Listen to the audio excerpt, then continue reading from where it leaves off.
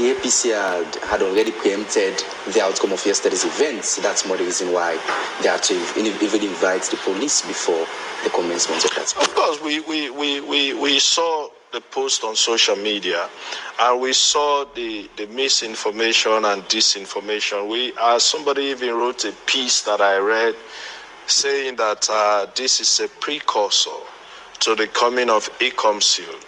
These are judges that are coming to engage the Chief Justice as to how a council should come in later to remove President Bill.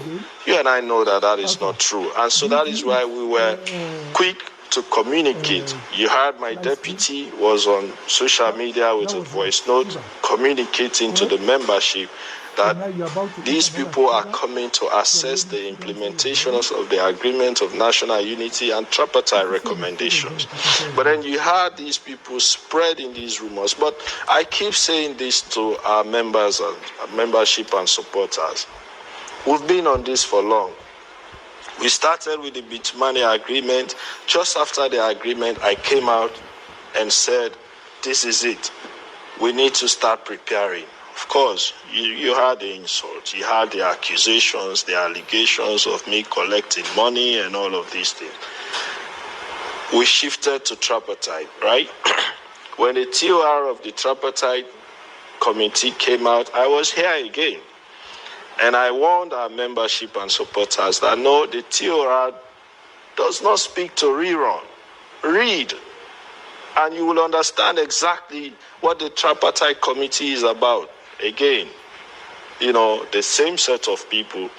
So we have been on this. And then next we went to, ACOMSIL is coming on September 15th. And they asked people again to mobilize. People were arrested on September 15th in Joy because this same set of people asked them to jump on the street and welcome ACOMSIL. And that did not happen. Now, this visit again, the same misinformation.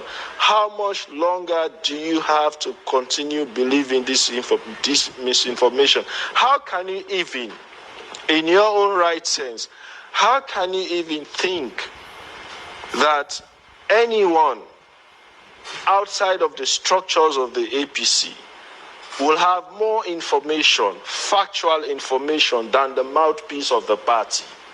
How is that even possible? These people don't attend these meetings. They are not privy to the discussions in these meetings. They are not privy to these agreements. Some of them do not even understand the contents of these agreements.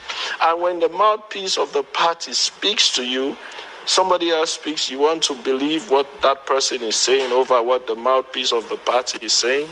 Your Secretary General, your party's Secretary General, has contrary information on media on a daily basis. Are you frightened about it? I don't understand what you mean by that. His constant post on, say, X and all the rest. Like with regards to elections results and so to speak. I suppose you've been following same. Okay, so let us distinguish this here.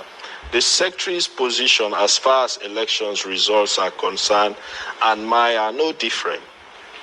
We share the same, that the results announced by the ECSL were not accurate. We all agree on that. Nobody is disputing that, except, of course, people in government. But you local observers, international, us, main opposition, we agree on that. That is what led us to Bitumani. That is what led us to Bitumani. And from the Bitumani dialogue, agreements were reached. And our leader then, who was our presidential candidate, is signatory to all of those agreements. He is signatory to the Agreement for National Unity. He is signatory to the tripartite report. And we all heard the joint statement him and Dr. David Senge made in front of President Bill. Who was the tripartite report handed to? To President Bill. So who is going to lead the implementation of the recommendations? President Bill. So do you think he's going to lead his own removal from office? Does that make sense to anyone?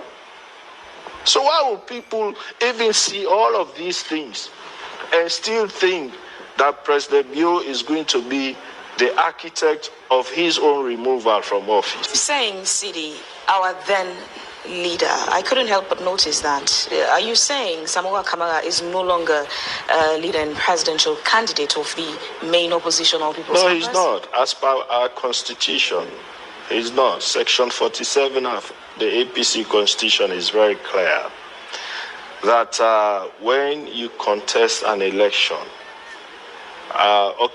first it's the office, not the individual. The office of the leader and deputy leader only exists when you contest the election and you win as president or vice president and vice president respectively.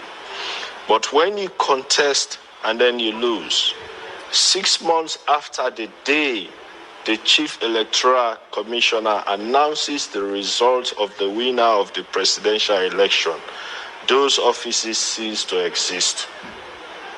They become vacant until the next National Delegates Conference, when we shall elect the new leader. And that is the Constitution further says, regardless of whether you challenge the result of that presidential election in the Supreme Court. So regardless of whether you challenge the result, 6 months after the day that announcement is made, that office becomes vacant. December 2023, which was 6 months after the June election, so Dr. Samura Kamara is no longer the leader. That is why a few days ago you saw a photo of the deputy leader handing over the keys to his own office that was allocated to him as deputy leader of the party.